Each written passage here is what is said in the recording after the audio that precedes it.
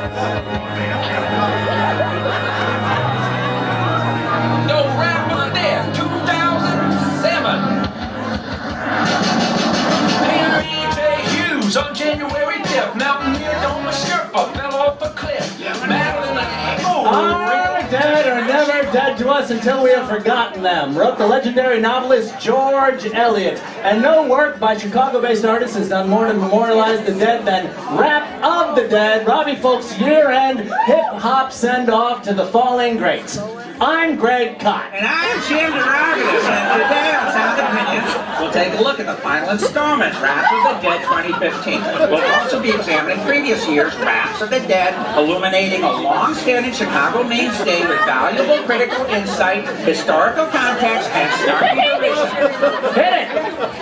Every time I see you, Lord Jesus, heaven's like a love boat. Deborah Carr, Janet Blair, Lorraine Day, Miss Moneypenny from James Bond, John Waters, Starlet, Israel. That was Rap of the Dead 2007. Back then, Jim, the tradition was just 5 years old. You know, I was actually at the first Rap at the Harmony Bar in Madison in 2002, and I can tell you it was galvanizing. Oh. You know those iconic moments in rock, like Dylan at Newport, the Fugs at Woodstock? We should explain first who Robbie Fulks is for any listeners outside the 30-mile radius of Chicago.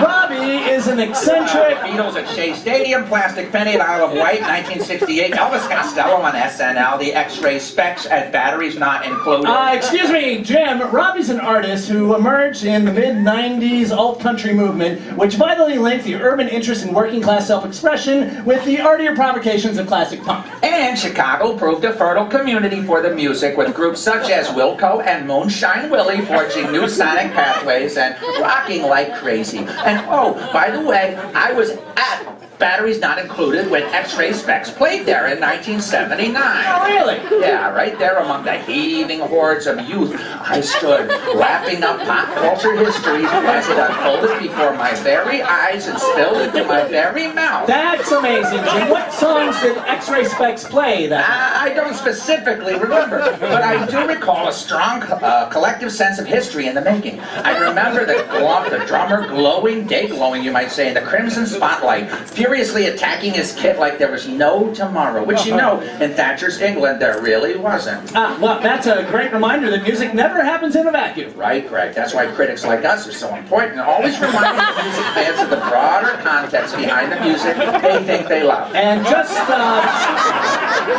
by way of explaining the broader context of Rap of the Dead, I'd say that, well, for once I'm stumped, Jim. Okay, let me take a stab. Okay. With Rap of the Dead, we have an alt-country singer trying to rap, which is an art form alien to him, about a subject he has zero direct experience with. The end of personal existence. Sorry. I'm not sure that's all that funny. No, it's more than unfunny, Greg. It's an arid, useless exercise, fatally weighed down by class condescension and outright bad taste. Now, you've listened to these raps since '02. Have you noticed any particular evolution? Has Robbie kept his edge as he's gotten older?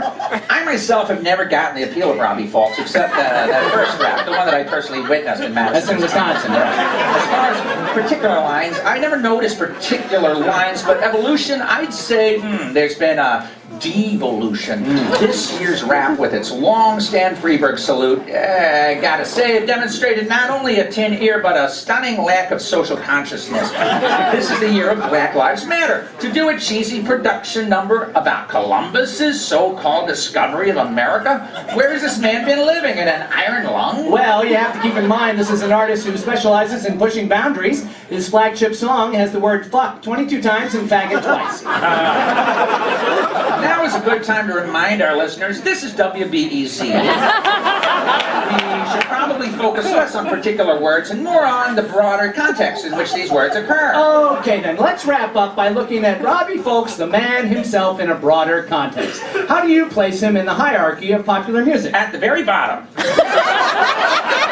In terms of contribution to the culture, I have to say any random group of Naperville teenagers with a couple $100 of Guitar Center gear could put folks to shame. I'd call him a wash-up, but that would be unfair to Soap. He's 52, and boy, boy, does it show. His audience has passed their sell-by, too. They should stay home and listen to old Poco records rather than overtax their freaky hips standing 3 hours in a club that, well, to be honest, Jim, Fitzgerald's is about as relevant to cutting-edge pop culture as... Wait a minute, I thought you were Jim. Oh, am I? I was positive that I was Greg and you were Jim. Let's see what our callers have to say. Caller number 1, are you there? Yeah, I think that the nicer one is Greg. Oh, thank you very much. The smarter one is Jim. Well, I don't know about that. Oh, but you so seldom say anything that's either nice or smart, it really is hard to tell. But I didn't call to get embroiled in your pathological squabbling. I called about Robbie Fulks. Yes, what is your opinion on Robbie? Well, I think he's great. I mean, he's clearly talented, no question, but I don't care for the raps that he does. I'll agree with you guys there. So you prefer him doing the country music? No, I don't like that either. What I really like is when he does political comedy. I don't think anyone has skewered our Washington elite so devastatingly since Von Meter died all those years ago. Well, caller, hold the line, please, because I think I hear an old familiar tune on the horizon. Yes, Jim, all who love witless political parody are in luck. Yes, stop calling